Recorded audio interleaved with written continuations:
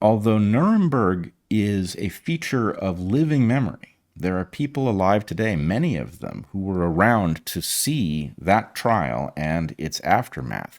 It is somehow distant enough. It is 76 years ago that the trial of the doctors concluded, 1947, that people do not have the relationship with Nuremberg that they need to have. And I wanted to both point out what the Nuremberg Code is, why it matters, why it is above law, why it has a status in our ethics paradigm that is above law, and what that therefore means to see a multiple violation of Nuremberg in the present, right? What reaction should we be having to that simple fact? So let's start with some basics. There were two Nuremberg trials, and a historian may have a better view on this than I do. I welcome any refinements or corrections. But there were two trials. There was a general trial for Nazis who were captured, and there was a doctor's trial because the medical violations were a unique and profound fact of the Holocaust. And there's no gentle way to say this. We literally hung 7 doctors over violations of informed consent, which, as far as I understand it, was not formalized in advance of the Holocaust, right? So the point is, this was understood to be a principle that any rational doctor should intuit, right? And in fact, the Nuremberg trial of the doctors was an extension of the Hippocratic Oath. Every doctor swears to the Hippocratic Oath. If you have sworn to the Hippocratic Oath to first do no harm, then that has a direct extrapolation to medical experiments that the doctors who engaged in the behavior that the Nazi doctors engaged in were understood to have violated implicitly to the point that they were executed publicly, right? That is an amazing statement. That is not 500 years ago. That's 76 years ago. We literally hung 7 doctors because they violated informed consent, which was not yet codified. Mm-hmm. It became codified in 1947 as a result of Nuremberg, and it is now something that no doctor can, even though Nuremberg declared it not an excuse that you didn't know about this, you now can be held responsible for violating the Nuremberg Code because it has been spelled out and enumerated. Yep.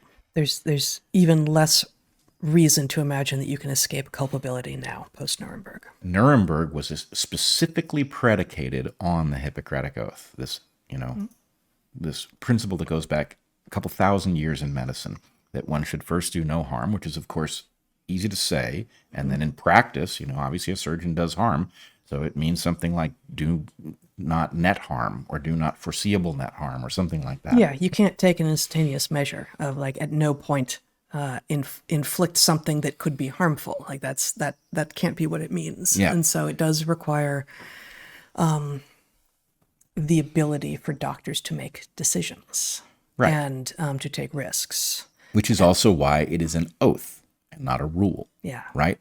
Oath means you are going to agree to this principle, this value, and then you are going to figure out how it applies to what you are doing, right? This is above law, right? That's really important to me. There is law, and then there are things that are above law. It's a higher authority. It is a higher authority, and it is putting you in a position of doing the interpretation in real time. It may be an emergency, right? You may be trying to figure out, do I cut this person's leg off even though this person might survive if I left the leg intact? Juggling it is the key thing that a doctor is trained to do. And the Nuremberg judges, there were 3 in the doctor's trial, the Nuremberg judges understood the oath to imply informed consent. They then ruled that these 7 doctors were guilty of such egregious violations of that principle that they were literally hung, which I find barbaric, frankly, the idea that we hung these people. But my point is, this was an extraordinary tragedy that was dealt with by civilization with extraordinary responses because of the profundity of all of the principles involved.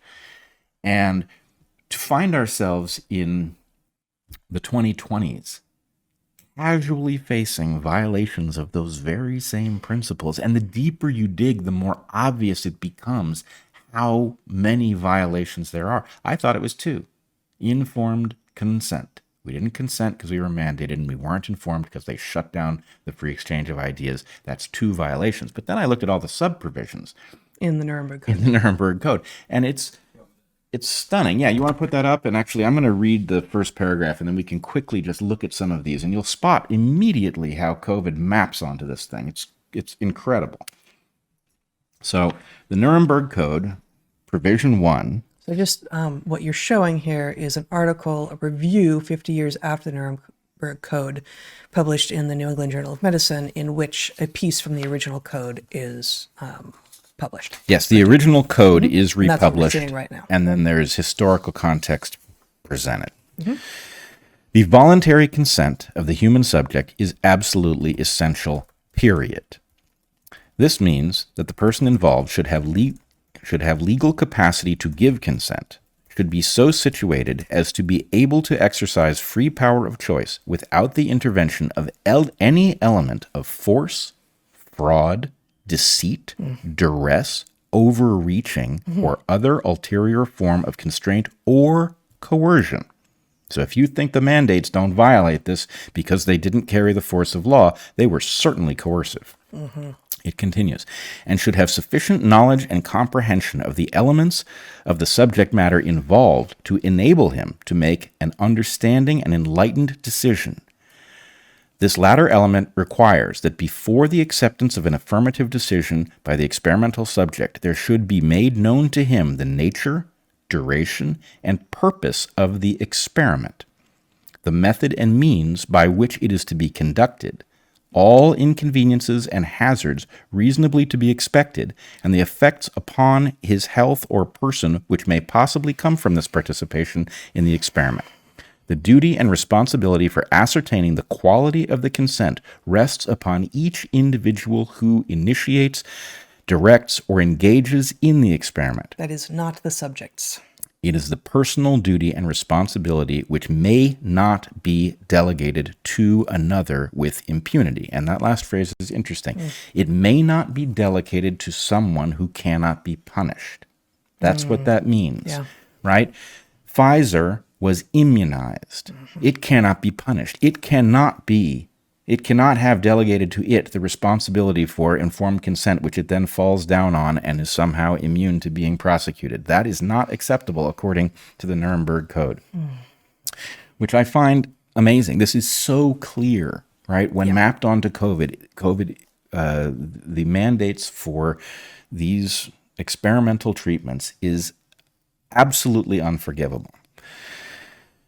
And when I say unforgivable, I'm talking about a code that preceded the hanging of 7 doctors. So I mean unforgivable. All right, provision 2. The experiment should be such as to yield fruitful results for the good of society, unprocurable by other methods or means of study, and not random and unnecessary in nature. Right?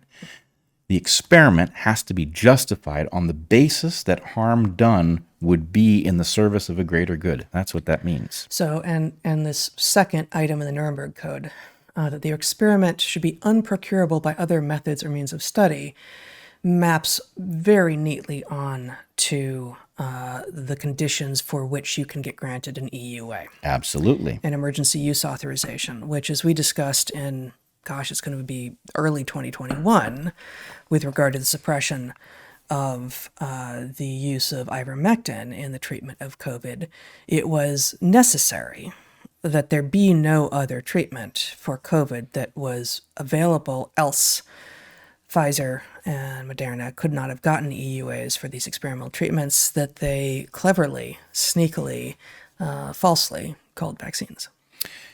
Which means that the suppression of information on hydroxychloroquine, on ivermectin, and on vitamin D is another violation of Nuremberg. Right.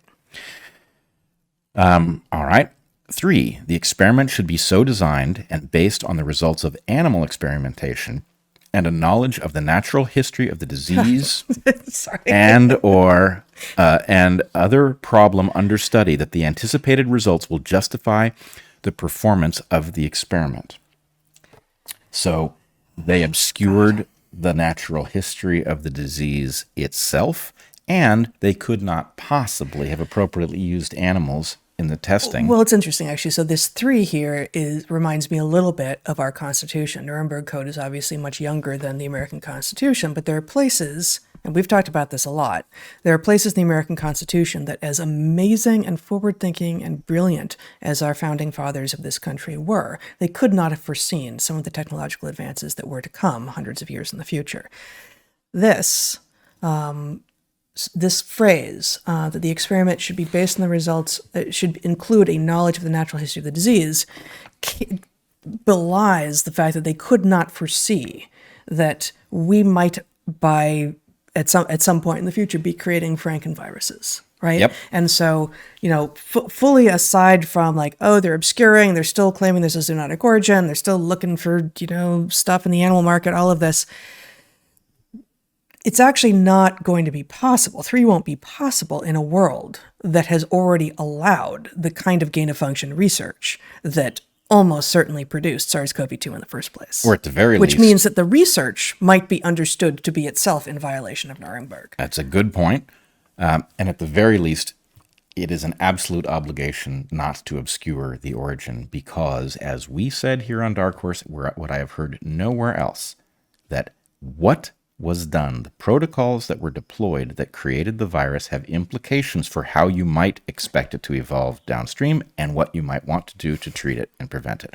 So we had a right to that information and they obscured it, violating yet another provision of the Nuremberg Code.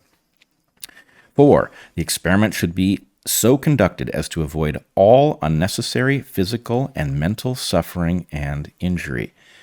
G, the denial of natural immunity and the immunizing of people who were too young and healthy to be vulnerable to this disease cannot be justified, and some of them were harmed. So that was unnecessary physical and mental suffering and injury. For sure it was. And there was also a lot of playing.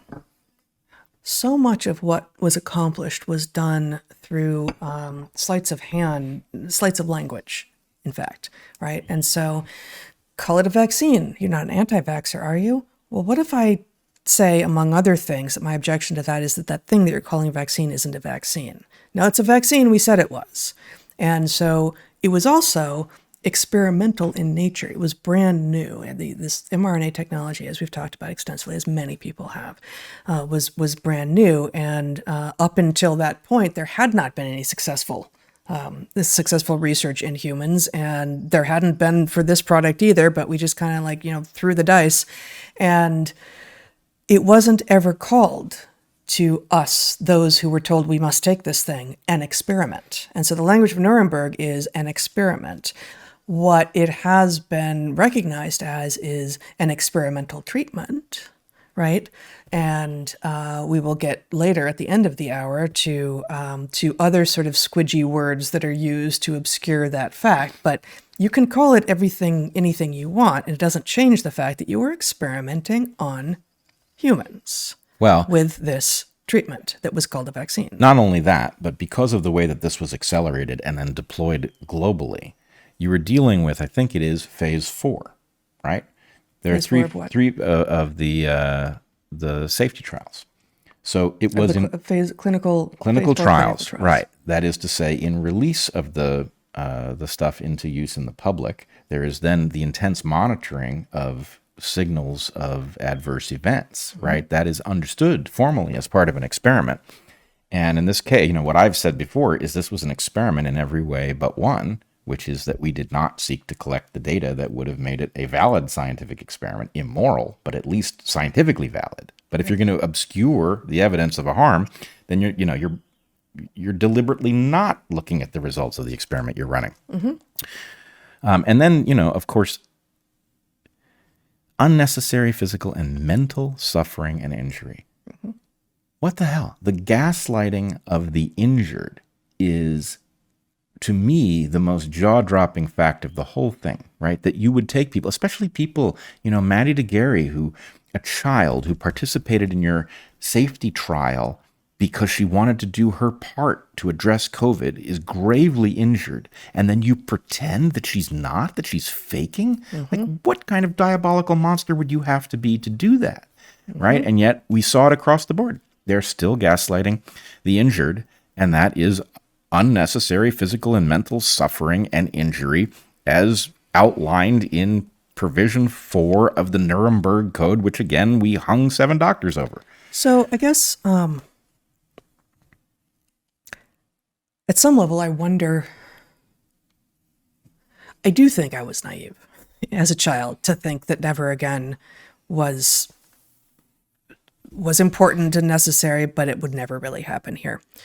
Because Nuremberg was 1947, you said? The doctor's trial. The doctor's trial. Concluded in 47. Concluded in 47. So I'm thinking about the Tuskegee syphilis experiments. Yep. Right? They began, I just looked it up, in the early 30s. But they continued well past 1947. And in fact, apparently, it was in 1947 that, where was it? Syphilis, I think I found this, I can't say. Oh, yes. Penicillin became the recommended treatment for syphilis in 1947. Wow.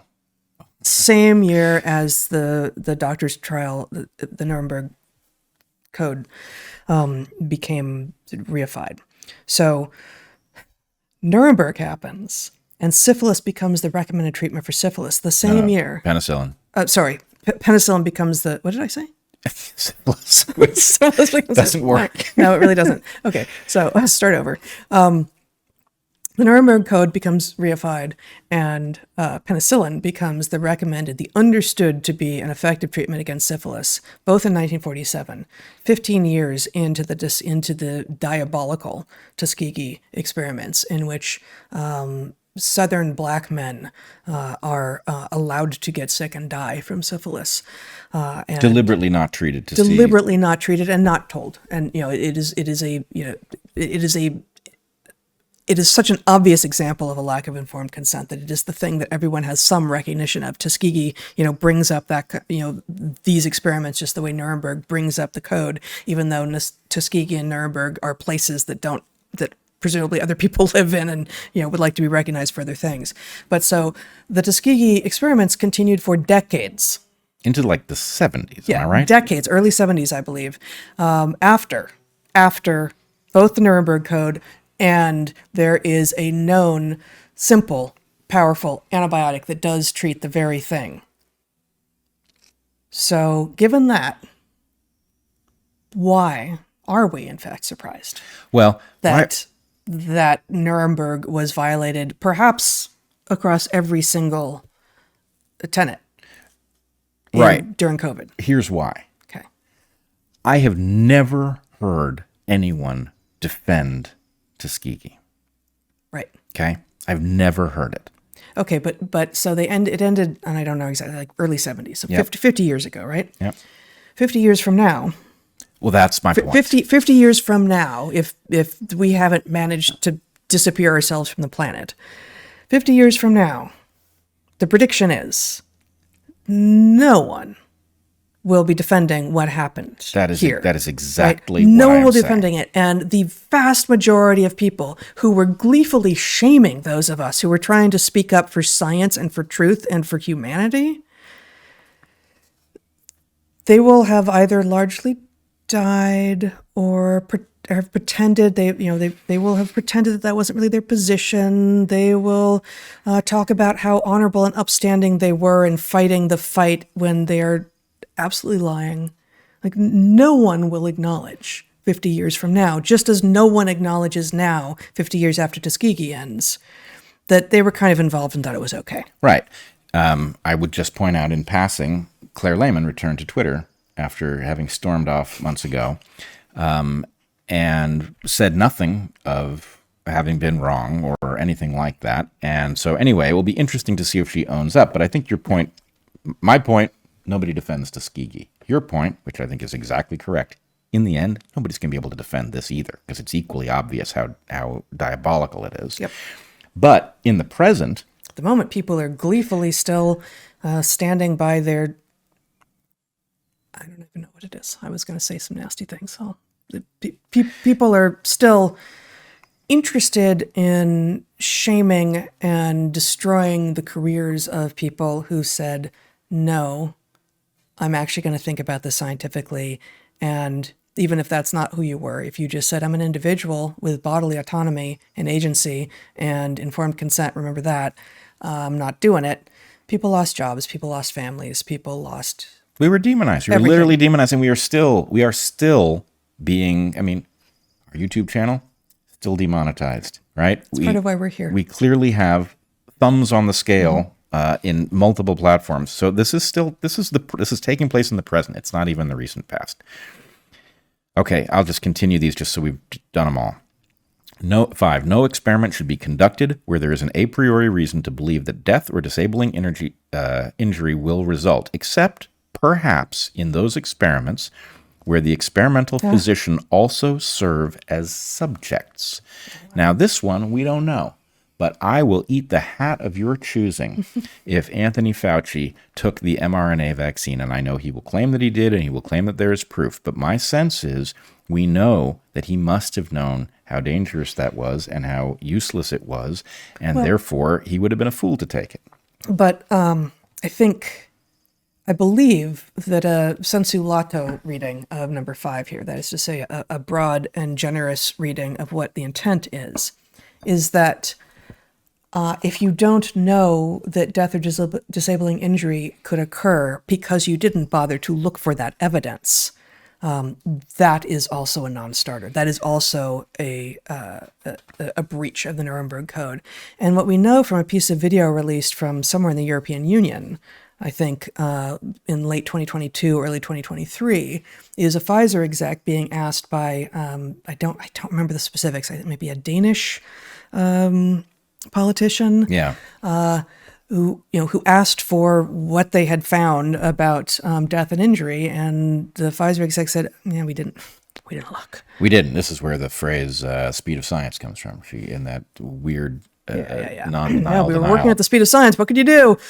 Right. So if you don't look to see if the thing that you're then going to give to people, force on people, has the potential for adverse events, and that shouldn't actually cover you with regard to saying, well, we didn't know. Yes, but it was your obligation to know. It was your obligation to ask the question, obviously. I mean, this is so obvious. And it is also, I will just put it here for the future, because who knows what we may one day discover. But to the extent that anybody who was coercing the rest of us either chose to take a different shot, chose to take no shot and not say it, chose to take a special lot number, right? Any of those things would indicate that this was not only a violation of what they should have understood, but a knowing violation, right? So anyway, I think it is a question worth asking in light of the amount of fraud that we have seen. All right. 6, the degree of risk to be taken should never exceed that determined by the humanitarian importance of the problem to be solved by the experiment, right? All-cause mortality, right? It took us a long time to get around to public discussions of all-cause mortality as the arbiter of whether or not this was a good idea or wasn't, right? This was obscured. I think I can steelman this one. Okay. Which is that as we understand it, SARS-CoV-2 is a very nasty virus and likely has long-term effects on health and well-being that we have not yet begun to understand, because how could we? Whereas the fatality rate is relatively low, at least if you don't have 3 or more comorbidities for COVID, it likely has long-term effects on health. We knew that, but because they hadn't actually done the right tests before launching this product, these experimental therapies onto the global market, we were told that they thought that this would mitigate the effects of COVID. I don't know if they ever thought that at all. They certainly didn't have the data on which to base that thought. But if we understand that, COVID is not a nothing burger, as some people, particularly on the right, would have you believe, it's not, right? It's a real problem in large part because it is not zoonotic, because it does bring with it just this like smorgasbord of frankenviral symptoms, some of which we probably don't know yet. But with regard to this with 6, COVID appeared to be a problem across the world at the point that the vaccines were launched. Now, what we know now is that some amount of the really, really immediate deaths and scourges that COVID was inflicting on various locations was likely iatrogenic. Yep. That is to say, putting people on ventilators largely hastened their deaths rather than helped them. So I'm not saying that they weren't actually, that they did actually meet the standards here, but is it possible to argue that someone involved in this could have thought that they had with regard to 6 and 6 only? I think maybe. Maybe, but I don't really buy it because they cheated, right? They took, if it is the case that it is the long-term harms of COVID against which they were protecting you, then informed consent should have allowed you to make the decision whether or not you viewed the unknowns surrounding the treatments they were recommending, how you viewed that against the knowns or the emerging knowns. I agree, but as I said, I'm talking about 6 and 6 only here. Right, but the point is the humanitarian importance of the problem. They cheated 2 ways, okay? They claimed, or they let us believe, that we were actually having an epidemiological impact. They pretended that these things blocked transmission, and then they pretended that the real concern was the overwhelming of hospitals, and that therefore you had no right to choose this for yourself because you were going to end up taking up a hospital bed, neither of which turned out to be right. This is perhaps not important, but 6 is about the humanitarian importance of the problem to be solved, not about the treatment. Right. So no. I'm just responding to this one little line here. Right. But they knew that this didn't solve an epidemiological problem. But that's I don't read it that way. The degree of risk to be taken should never exceed that determined by the humanitarian importance of the problem to be solved by the experiment. If we understand the humanitarian importance of the problem to be solved as massive global pandemic, which is what we had been led to believe and what we think that most of the people who were claiming it was believed at the time, then that is an extraordinarily high bar that needs to be that was likely not passed. Yeah, but then they would need to have tested for transmission. Yes, but again, not contained within the item 6. Weird. Let's move on to number 7. Proper preparations should be made and adequate facilities provided to protect the experimental subject against even remote possibilities of injury, disability, or death. That would seem to preclude gaslighting these people and running them around with respect to whether or not they have a known syndrome that is downstream of these experimental treatments. Yeah. 8, the experiment should be conducted only by scientifically qualified persons. The highest degree of skill and care should be required through all stages of the experiment of those who conduct or engage in the experiment. Remember the failure to aspirate the There you shots? go. Failure to aspirate and the offloading of this to stadiums full of who knows what and CVS and Walgreens and... 9, during the course of the experiment, the human subject should be at liberty to bring the experiment to an end if he has reached the physical or mental state where continuation of the experiment seems to him to be impossible. You had the right not to get another shot if you were injured, and lots of people, I've heard this story multiple times, had some terrible impact from one of the inoculations, and then were told that they needed to get more. And you interviewed a woman in Australia Yes. who had a pre-existing condition, some number of pre-existing conditions, one of which included a life-threatening allergy to one of the ingredients in the shot. To which she was literally told that the right remedy was to have an EpiPen available so that if she had an anaphylactic reaction, it could be arrested. And finally, 10. During the course of the experiment, the scientist in charge must be prepared to terminate the experiment at any stage if he has probable cause to believe in the exercise of good faith, superior skill, and careful judgment required of him that the continuation of the experiment is likely to result in injury, disability, or death of the experimental subject.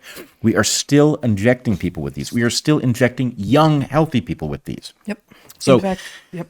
That is plausibly a violation of every single one of the provisions of the Nuremberg Code. Maybe 6 is an exception, arguably. Maybe. Yeah. It is a violation of the 2 central components, informed consent. It was not consent, and it couldn't have been informed. So, and then, again, this is a principle that had not been spelled out in 1947, but doctors were held responsible for having violated it because it should have been obvious to them. We literally hung 7 of them. Yep. Okay. Now, my point is, oaths, the Hippocratic Oath, the Nuremberg Code, these are things that exist at a higher level than law. They are more important. And when we are violating these things, and we are violating both of those things, the Hippocratic Oath and the Nuremberg Code are both being violated. We are doing harm that does not need to be done, and we are violating people's right to informed consent. When that is happening, that is the equivalent of hearing a Mayday call, right? Mayday is not a normal call to say into the radio, right? You say Mayday because there is an emergency that requires a very special mindset, right? It is the equivalent of being in an airplane and hearing pull up, right? That is something telling you are in an emergency situation. This is not a moment for normal calculus, cost-benefit analysis. This is a moment for emergency action to save whatever entity it is. That's where we are in history. And I'm shocked at how remote this has been from our discussion, right? It is 76 years ago, but it's only 76 years ago. Yeah. Right? This is something that should have been on our minds front and center for quite some time.